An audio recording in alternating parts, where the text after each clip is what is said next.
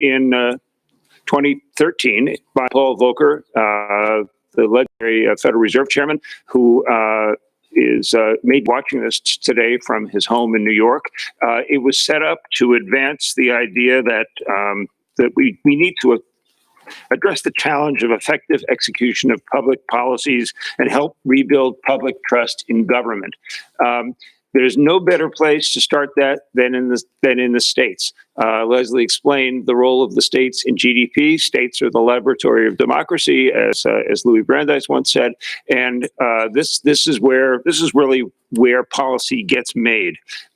Before I say two words about that, just a couple of thank yous. Number one, to Rick Mattoon, Leslie, and the staff of the Chicago Fed for making this wonderful facility available to us.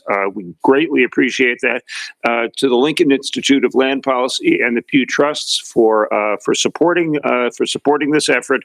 To our project funders, the Truth and Integrity in State Budgeting funders, the Laura and John Arnold Foundation, Peter G. Peterson Foundation, and the Smith Richardson Foundation. Thanks to you as well. To the Volcker Alliance staff, Melissa Austin, Noah Wynn Ritzenberg, Henry Owens, Robert Chislett, Nelia Stevens, Sarah Mogliescu, and our president, Tom Ross, who are all helping out around the room today.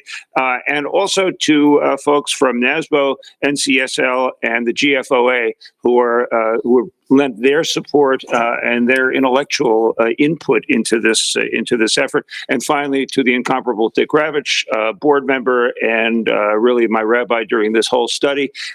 Dick will be talking to you during lunch, during the keynote. So thank you to you all, as well as to the University of Illinois Chicago and University of Illinois Springfield faculty members who work so hard with us and are here working again on this project. As Leslie mentioned, what we're all about is fiscal transparency, sustainability, and governance. Now, ESG is very much in vogue in investing these days. And I suggest we need to add an F to that, not a four-letter word F, but F as in financial or fiscal, because it's really ESGF or ESFG. Finance, fiscal stability is all about what we're promoting, what we're here to discuss today. We'll talk this morning about various aspects of fiscal transparency and sustainability, including forecasting and stress testing to identify potential risks before they become crises, hopefully. Fiscal reserves like rainy day funds and their role in budgetary best practices, as well as providing buffers against the shocks you hope you forecasted for. Revenue volatility and the challenges this poses for policymakers. Big states like California, New York, New Jersey, Connecticut. This is a huge issue. It's a huge issue in Vermont, as Bob Ibn may mention during his talk. So it's spreading out. Infrastructure deferred maintenance, probably the biggest crisis of them all, bigger than pensions, bigger than education. It's that subway that's not arriving. It's my train that was canceled. It's the highway that's falling down. This is the huge challenge facing states and cities. We don't know how to pay for it. We don't even know how to measure it. And we're going to talk about that later this afternoon. And as I mentioned, you'll be hearing at lunch from Dick and Lois Scott talking about things that are on Dick's mind, especially about the growing crisis, in his opinion, facing states and cities in the United States. And now I'm going to move on. I'm going to give him a little extra time because this is real content. We're going to move on to another friend, Bob Inman from the Wharton School. He and his co-author, Andy Hout from the New York Fed, who is up there. Raise your hand, Andy, so we know where Andy's over there if you want to grab him. They are going to be talking about, or Bob's going to be talking about, deficits, crises, responses, and preventative steps.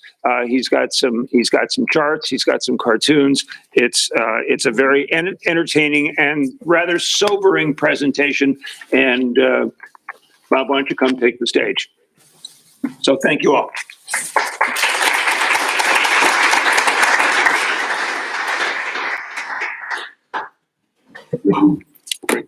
That's me.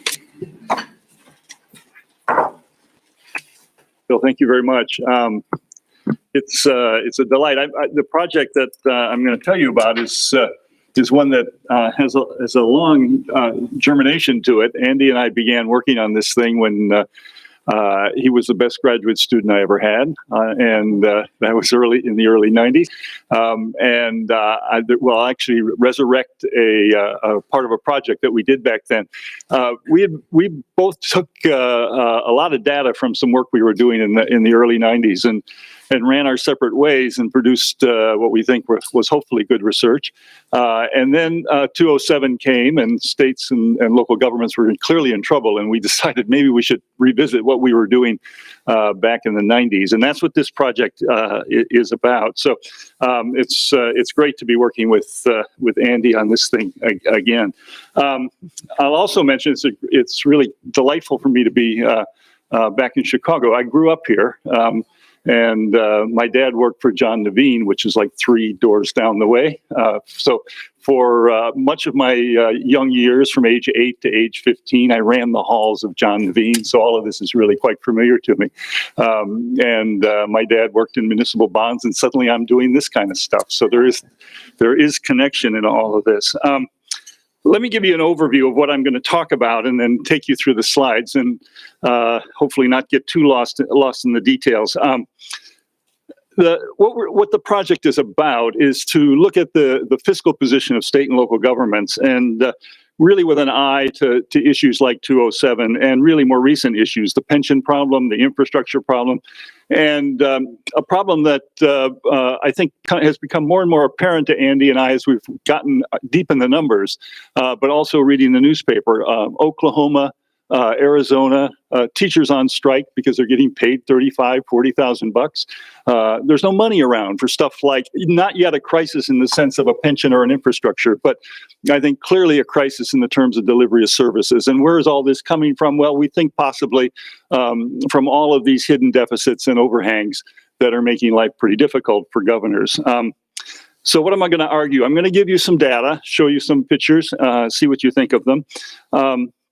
The main point, at least for me personally, is a combination of two things as our way out of this box.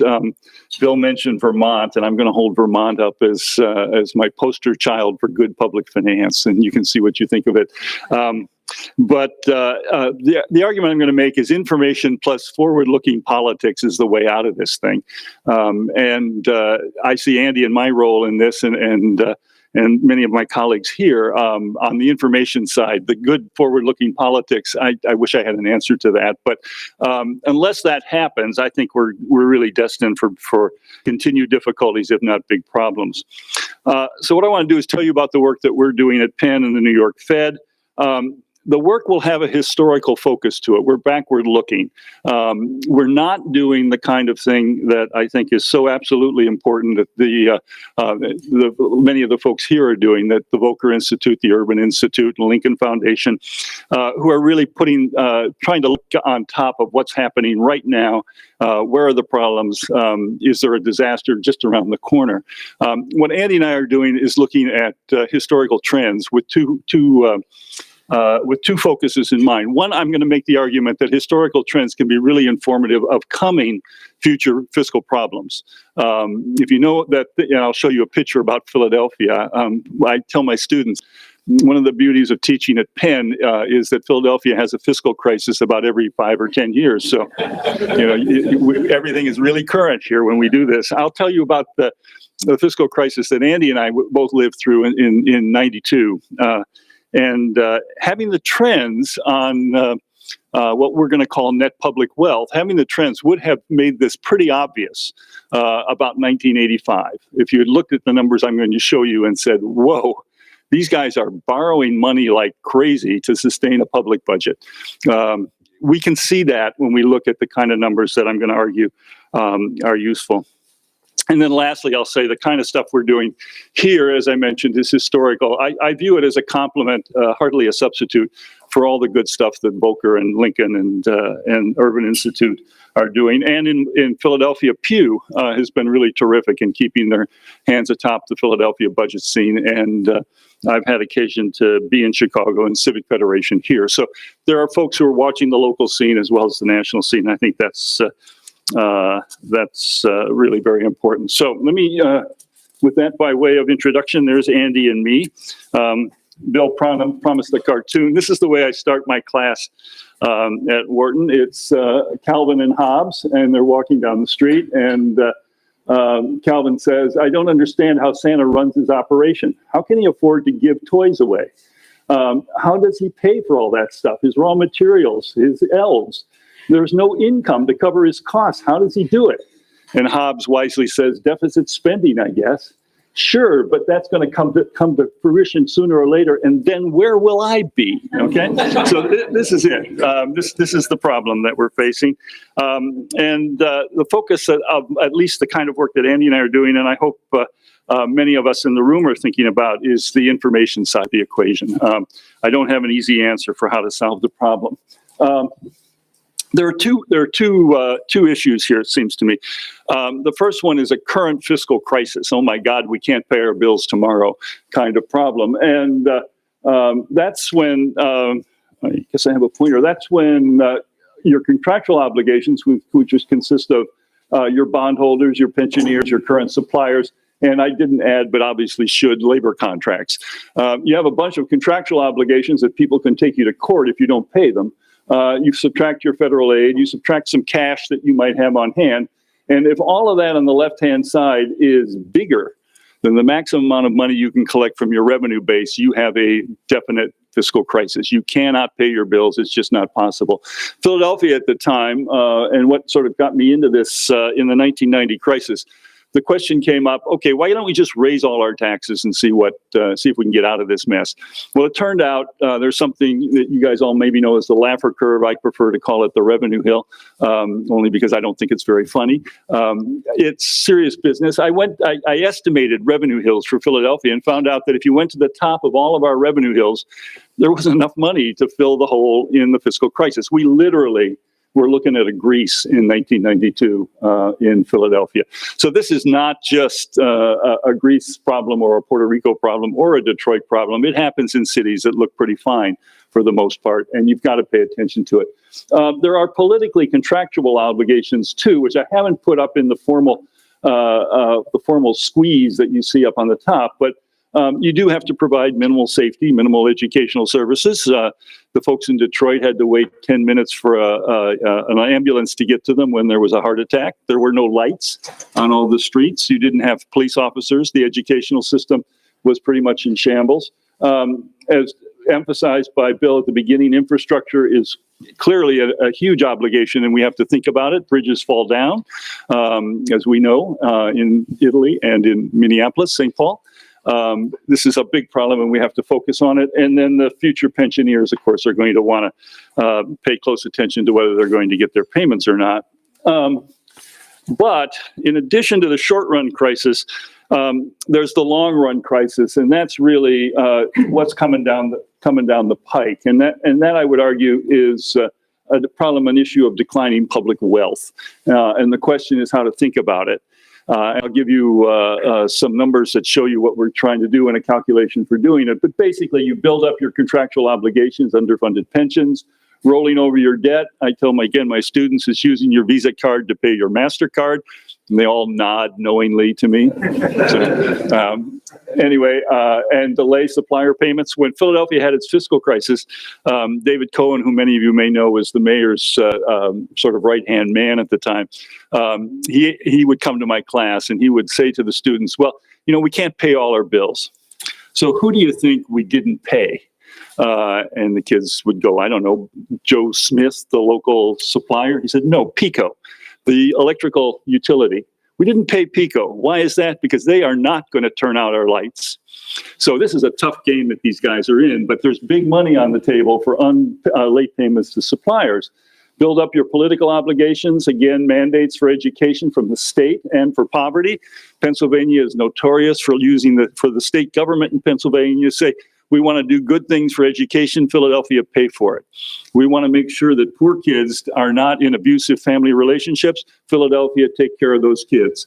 So there's a lot of shifting of responsibilities from the state on down to the localities. And those mandates can loom fairly large in the story. Expanding pension benefits and promises. What's an easy negotiation trick? I've gotten involved in Philadelphia labor negotiations. An easy negotiation trick is to say to the union, we're not going to give you guys a big wage increase. In fact, it'll be cost of living. But you know what? We're going to give you a pension bump up. We're going to lower your deductibles. We're going to give you car insurance. My favorite statistic, which David Cohen gave me, was Philadelphia has more holidays, paid holidays, than any other city in America. And I'll ask you first the question, do you know what Arbor Day is? That's a paid holiday in Philadelphia. Okay, so when they negotiate, these pension benefits are tucked away in there, and then you run down your cash and your assets, and you fail to maintain your infrastructure to pay the bills. So the bottom line is you're ramming up your obligations, and you're not making a contribution to your asset position. So let's pay attention to that. Let's monitor this, and how did we do it? Andy's my project is to create a bunch of data on net public wealth.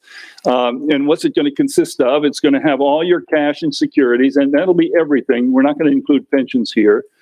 Subtract your long-term debt and all your short-term debt obligations. Subtract your supplier owed payments. Add in, this is essentially cash that you have available, less your obligations.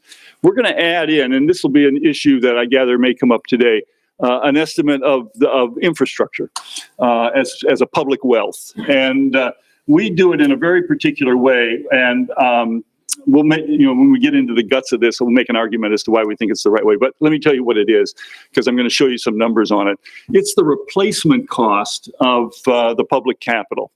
So Andy, through his great efforts, began to collect data for us from the states and cities from 1917, under the presumption that this stuff is worn out by 2017. So we know every investment that has been made by cities and states from 1917 onward, and we allow for depreciation. So essentially what we're doing is saying the following thing. If you blew up a bridge in Philadelphia, it had potholes in it, and it was what it was, what would it cost you to replace it in its current quality state? Okay, so that's the number we have here. Think of it as a replacement cost. It is not the value that that asset would get either in the private market or the value that it generates on the public side. It's just, bingo, you blew it up, you got to replace it. Here's what it costs. And that's the number we're going to give you. And the question is how to use a number like that. I'll show you some statistics on what it looks like. And then lastly, pension fund assets and pension fund obligations. So add the three. Think of it as cash, physical capital, and your pension obligations. Add those three guys up, and you're going to get an estimate of net public wealth. And I'm going to show you what those numbers look like so far that we've done for a bunch of states. Guess where Illinois is? That put you on the edge of your chair. Okay. Just to say, one of the things we really want to emphasize is to monitor this stuff, as my colleagues who do this obviously know. To monitor the wealth position, there are so many buckets and nooks and crannies where these guys have money. And you got to pay attention to all of them. I'll give you one example. The unemployment insurance fund. Okay. You're worrying about the fiscal, it's there, man. Illinois has got an IOU to the feds for their unemployment insurance fund. So what you have to do is you have to look for all of these nooks and crannies. And what I did was to simply say, okay, I'm going to read the history of every fiscal crisis I could get my hands on and check the boxes. And what was a problem at the time? So clearly not paying your normal costs, underfunding your supplier obligations, pulling down your cash and assets and dissaving, failure to maintain your infrastructure, selling your public assets. You all know that's a favorite. And then lastly, the famous 13th month in Detroit, taking cash out of the pension fund to do something other than a pension benefit payment. So, well, there's Detroit and Puerto Rico, and they did them all. Okay. But you can have problems, as Philly did. You don't have to do them all. You just have to do some of them. And the point is you've got to look in all of these places to really know where the problems are and then add them up in some sense. And that's what we're proposing to do in our project. So here's Andy and I did this project trying to measure assets and liabilities for our research on a variety of things. And for fun, I asked, I think we did this like in 92 or 3, something like that. I asked, what was the asset position, net wealth position of Philadelphia over the period prior to the fiscal crisis? And to me, it really makes the point of what we're trying to do now. There's the state and the city, the state, but here's the city. And beginning around 1984, they are just running it down. They're borrowing money. They're using their cash positions to maintain current services. The background is really very, very expensive labor contracts over this period. But the short of the story is, if you started to pay attention to the full bucket of things that these guys were doing in here, you would say, wait a minute, I see your general fund balance is positive. The little statement that you send to the state every year, are you balanced? Yes, please take a look. We got money in and money out, and it all works out. But we're doing all of that by running down our asset position. And if you had seen that in 85, 86, 87, you might have said, whoa, time out. Let's find out what's really going on in the general fund budget. Pay a little closer attention. So the argument that I'm going to give you is this look at net public wealth is going to be an important task for us. So I'm going to show you a bunch of pictures of states over the last, since 92, as to how their net wealth is doing. And I'm going to show you cash and securities, less long-term and short-term debt. You can argue about how you want to do this exactly, but it's cash against your debt position. We'll show you our estimate of the replacement cost of infrastructure. And then, not in our pictures, but I will give you the numbers, is I went and, by the way, mentioned Josh Rao, who you probably all know has been doing a lot of work on pensions. He's now got an annual thing going on where he'll do the state and local pension scene, and it's really very valuable. I think it's off a Hoover website, and it's terrific. So I went to Josh's latest round and grabbed his 2015 pension underfunding numbers. Okay, so I'm going to show you my best, or Andy's and my best shot at this calculation here. Okay, so here's what we got.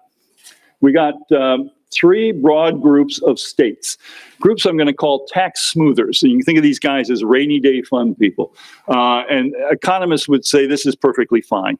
If you're in a recessionary period, you need some cash, dip into your rainy day fund, take out your cash, cover your expenses, but please replace it when time is good. So these are going to be guys that economists call tax smoothers via rainy day funds, and these are the states that are symptomatic of a rainy day fund behavior. Okay, I'll show you their pictures. We're then going to look at the borrowers. There's your friend Illinois right there, and there's New Jersey. They sort of bookend our borrowers. And these are guys who are just running down their cash and security position. And I'll show you the infrastructure stuff, and it's probably worth it talking about it if you're interested in it. And then the last group are the saver groups, and Vermont should be in this list too. They're the folks who are just continuing to build up their fiscal position over time. They bad times, good times, they're saving money. And I'll show you a bunch of what those states look like as well. So who are just to warn you that it's coming. And I'll tell you the numbers so you can get an order of magnitude on this. Where do you want to live if you're only interested in net public wealth? You want to live in Wyoming. Okay, those folks are sitting on $80,000 a person in public wealth. Where the heck is that? It's severance taxes. They are taxing oil, coal, and gas, and they don't have many people to spread the money around. So Wyoming is sitting pretty good. Most states are sitting somewhere around in net public wealth on an order of sort of $10,000 to $20,000 per capita. Okay, so how to think about the number and what it means. The value of private wealth of a typical middle-income family might be something on the order of $100,000. They have their house and they have some retirement funds. The public wealth numbers that I'm going to show you for a family of 4 are going to look something like $40,000. $50,000. Okay, so this is not something that's trivial. This is a real piece of change that makes a difference to people's lives. We want to think about how it does, but the order of magnitudes are on the order at least half for the well-performing states, at least half of what their private household wealth is. So this is real money. And then there are some guys with negatives. Okay. New Jersey is minus $2,400 per capita. So a typical New Jersey family, if asked to sell their house and clean up everything, they owe about 4 times 2.5. They owe about $10,000 to make good on all the mismanagement, if you wish, of the public sector. Connecticut is minus 2. California is minus 10,000 per capita. Do I spend a lot of time worrying about California? Maybe not, but they're minus 10,000. I'm glad I'm only visiting. You guys are Illinois is minus 12,000 per capita. Okay, so that's $50,000 in the hole for a typical family in Illinois. Now, economists have this thing called capitalization. If you sell a house and it's worth $200,000, you want to net out all the obligations against the value of that house. If you're going to make good on Illinois' minus $40,000 of debt, you're going to have to collect taxes over the horizon to pay that stuff off. And as you collect those taxes, it's going to lower the value of the home because there's nothing to show for it, right? You're just paying for benefits or services provided in prior times.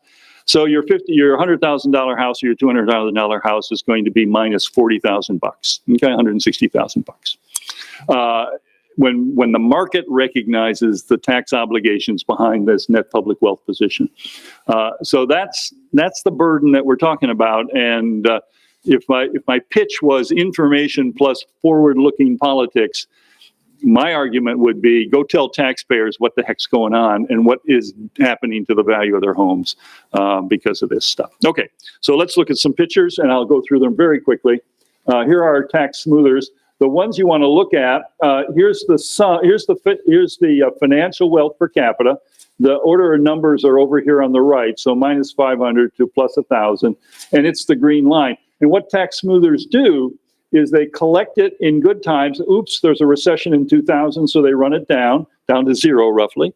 And then they collect it again, and then oops, there's a recession in 07, and they run it down, and then they start to build it back up. So tax smoothers are basically doing what you and I would do if we lose our job for 2 months. We use our credit cards, and then we get our job back, and we pay back the credit cards. So this is good. The infrastructure numbers for Arizona are the red lines. You can sort of see them, and we add them together, and the big heavy line is total wealth. I'll give you the bottom line for all of these guys, so you get a sense of what's going on. 22K in total wealth, infrastructure and cash, and then subtract Rao's estimate for Arizona of the pension burden, and that's 13K. So you get for Arizona a position of about $9,000 plus. Okay, so Arizona's basically okay. So I'll just fly through the rest of these things and show you what they look like. California is a tax smoother, trying to be anyway, right? And their bottom line, as I mentioned to you, is the wealth is about 10,000, and their pension obligation is 20, so they're minus 10. The next guy is Colorado. Again, you see the ups and downs around the recession, and their net position is 9. The next guy is Connecticut. They're trying to be tax smoothers, but notice their wealth position. Whoops, they're minus $3,000, so they're smoothing, but they're still they still got a lot of IOUs out there, and their net position is 17K in sorry. 17K on overall wealth right there. And then you subtract the 19K in pension and you get minus 2. Delaware is doing fine. They're plus 35K. Nevada, Delaware. Nevada, they're smoothers, okay? And they've got 20K in cash and 14K in pensions, so they're still on the good side. New Mexico, they're smoothers. They're at 30K. Here are the borrowers. The number you want to look at for the borrowers, and I would stress it, is if your net public wealth is going down, right? You got to be running deficits. So if these curves are going down, you're basically going into the hole. You're using your asset position to pay for current services. So all these guys in the borrower category are using, and there's Illinois. Okay, so beginning around, this is not, this isn't recession time, guys. This is pre-recession, and they just are going down. And the overall position for Illinois is minus 10. There's 16K in assets and 28K in pension obligations. Kansas, which, as you all know, has had a big controversy over their taxes. Well, they basically have just been paying for those tax cuts with borrowed money, and they're going down. Maryland is going down. Who's next? Massachusetts, they're going down. Their net position is still okay. It's about 8K, but they're heading down. Mississippi is heading down. New Jersey going down, and notice their cash positions are big and negative. So they've got real problems, and the overall position in New Jersey is 16K in assets and minus 19K in pension obligations. So they're a minus 3. So the good guys, the savers, and there's a trend here, or no, not a trend. There's a commonality to the good guys. Okay, so maybe you can help me figure out the commonalities. But notice when I look at my first good guy, it's Iowa. Okay, everything's going up. They're just doing a good job. They're saving money. Their infrastructure is going up, and their pension position is fine. $6,000. They're net 24K. Okay, Montana. Okay, doing great. Nebraska, doing great. North Dakota, doing great. North Dakota's up there, 51K net position for North Dakota. South Dakota, doing great. Texas, doing great. And here's the place you all want to move to, Wyoming. Okay, and they're doing really well. So if I look at this, I say what's common about this bundle of savers, and there strikes me at least two things are going to be true. One, they got a lot of natural resource wealth, which they can tax through severance taxes. Now that's not Iowa, and I don't think it's Nebraska. I grew up in the Midwest. I know what Midwestern values are like. There's something going on here, guys. These guys, they squeeze up my mom. They squeeze a penny. And fiscal irreverence, if you wish, is not going to be something they take very lightly. So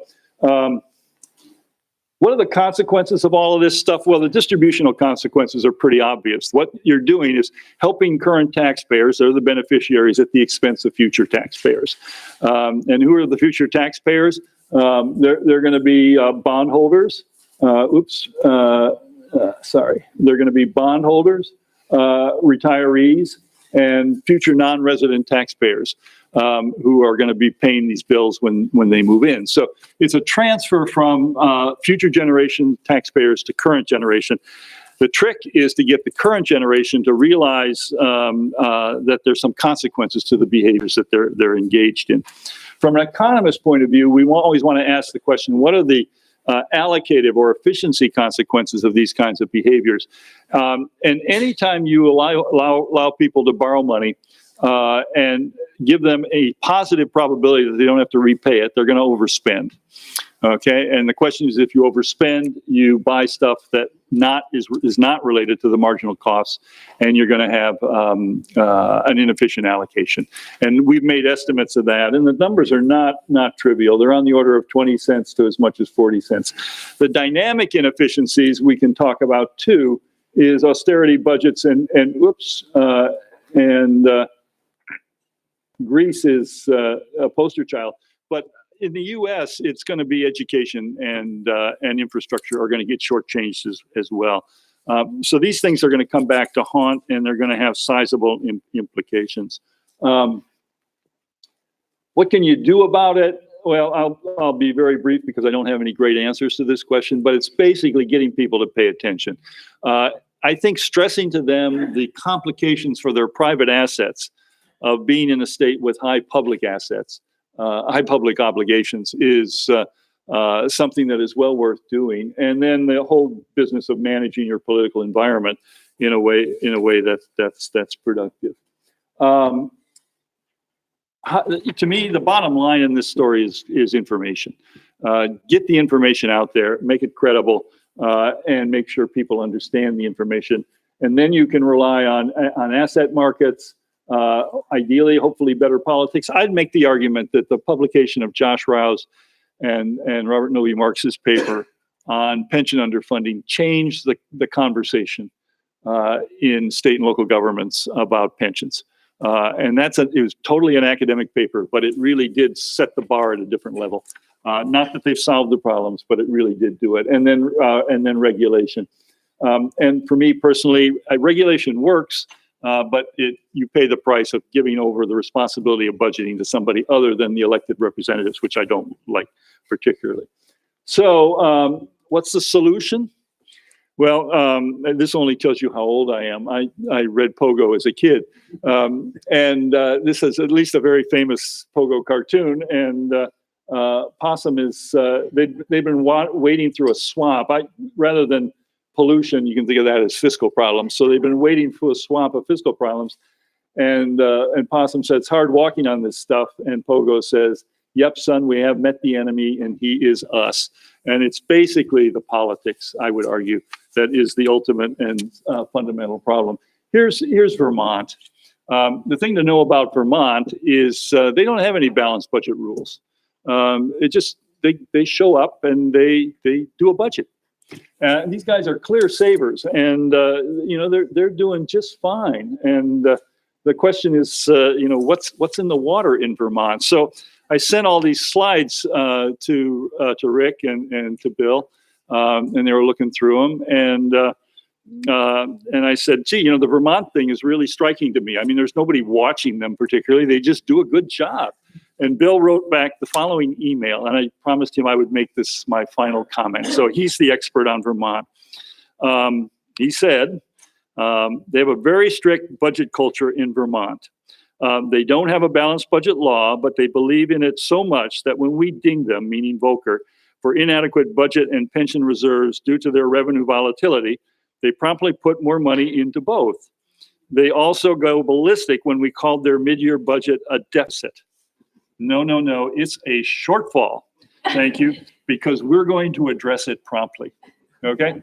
That's what I'm hoping will happen, and information, I would argue, is a way at least to begin the conversation. Thank you.